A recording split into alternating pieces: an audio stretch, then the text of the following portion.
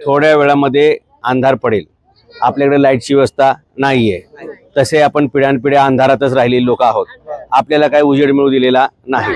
आता कुठे सुखाचे दिवस येणार आहेत, आता कुठे हक्काची भाकरी मिळणार आहे, तर त्याच्यात हे मोठं संकट आहे, बरोबर। हा, तर 20-25 वर्षापूर्वी कुणीतरी अग्रीमेंट केलं, कुणीतरी दुसऱ्याला जागा विकली आणि तुमचा चुकीचा सर्वे करून तुम्ही तिथं राहत नाही, तिथं कोणाच तरी फोटो लावतायत, कोणातरी उभं करतायत, खोटा सर्वे करतायत, बरोबर।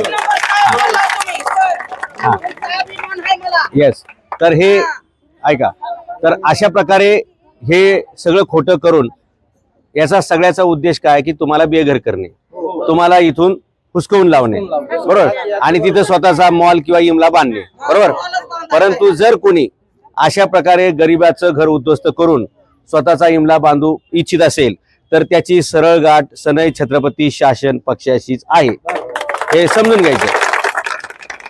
त्यामुळे तुमच्या ज्या काही समस्या आहेत त्या सर्व झोपडपट्टीवासियांना नॉर्मली असतातच, तिथे गुंडांचा उपयोग करणं, राजकीय लोकांचा उपयोग करणं, दमदाटी करणं, हाणामाऱ्या घडवून आणणं, खोटे गुन्हे दाखल करणे, अशा सगळ्या गोष्टी होत असतात। आता या परिसरात राहणारे किती लोक दलित समाजातले जर हात वर करा, SC ST मधले तुम्ही सगळे लोक आहात, ओके, बरोबर।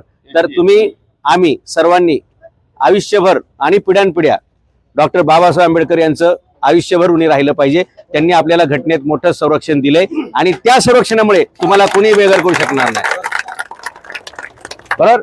म्हणजे घटनेच्या तरतुदीमध्ये SC ST समाजाला खूप काही संरक्षण आहेत, तुम्ही संरक्षक कवचामधली लेकर आहात, त्यामुळे तुम्हाला अशा प्रकारे कुणी जबरदस्तीनं दादागिरीनं बेघर करू शकणार नाही, हे मी तुम्हाला बाबासाहेबांचा शब्द सांगतो।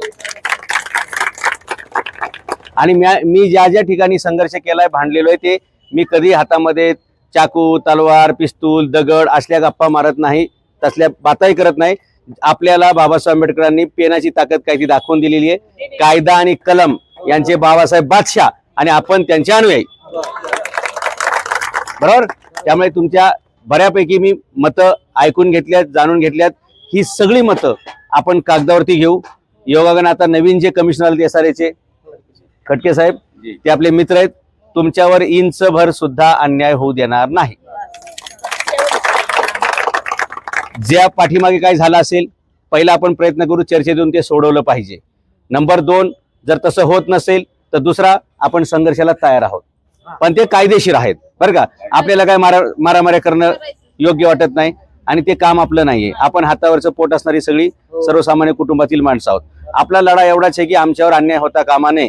जर आमच्यावर अन्याय कोणाची करायचा प्रयत्न केला तर मग आम्ही